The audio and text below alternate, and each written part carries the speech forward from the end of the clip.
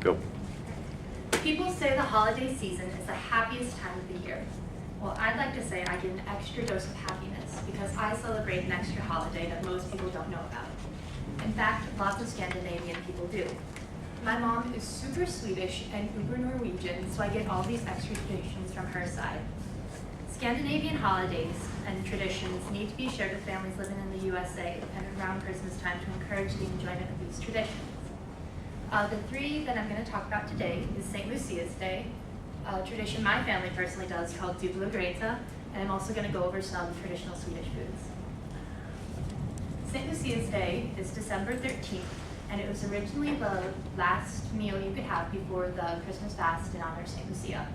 It's evolved into children giving back to their parents, where all of them would wake up early in the morning and make saffron buns, which is basically just a very easy, simple bread, and serve breakfast in bed to the parents. The oldest daughter would dress up like St. Lucia in a white robe that represents purity, the red sash that represents the blood that was spilled, and in a wreath made of lingonberries with candles coming out of them representing how she's a saint of light. I don't know if any of you girls are familiar with American Girl dolls, or some of you guys maybe, but if you ever read the books, Kirsten was one of the American girls who celebrated St. Lucia's Day. Alice Demetrius wrote in St. Lucia's Day starts Swedes Yuletide. St. Lucia, in a time when Christianity was outlawed, made a pilgrimage to a holy place when her mother was ill. That's hinting about how the tradition was turned around into honoring your parents. The rest of the quote goes on saying, her mother was cured, and in gratitude for the miracle, St. Lucia gave away her dowry to the poor. But as a consequence for proclaiming her faith, her eyes were put out and she was burned at stake, and that's why we celebrate her every December 13th. The next tradition I'm going to talk about is called Dubbelgreta. It's loosely translated to dipping in the pot, and it originated from years and years and years ago, hundreds of years ago, when rich Scandinavian families had cooks. The cooks would spend the entire day preparing the Christmas Eve dinner.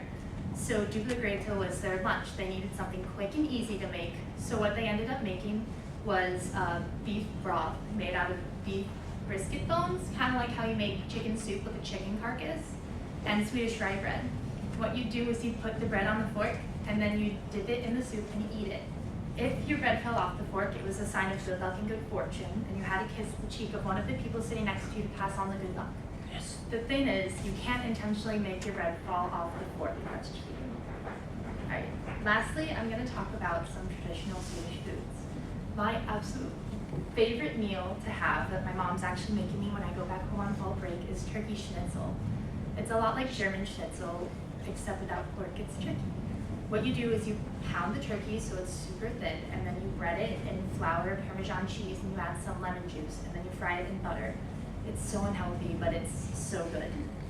Right, the next food is called krepkaka, and it's basically mashed potatoes formed into a ball, stuffed with bacon and onions, and then fried in a dough.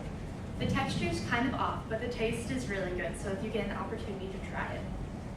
One food you may not want to try, though, is called lutefisk. And just to give you an idea, Judith Rosenberg in How Sweet Is It said, it's a bland, gelatinous, much mangled, cured salt hidden under a white blanket of white sauce.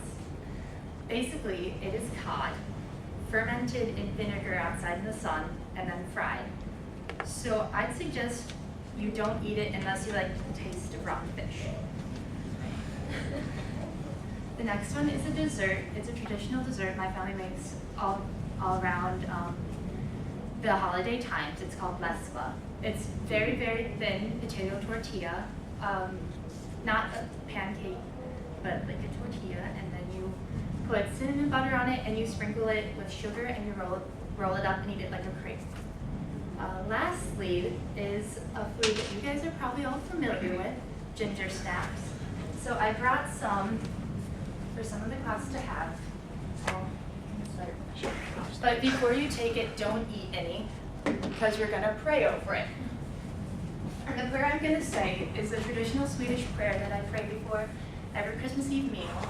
And then after I pray, then we can eat it. You can eat the ginger snaps, and I'll tell you the translation. So if you all bow your heads with me really quick. In Jesu namn to boot viga, del signo gut not vifa. Gutenera ostigan, safa vimat in Jesu nam. Amen. Alright, now you guys can go ahead and eat your cookies.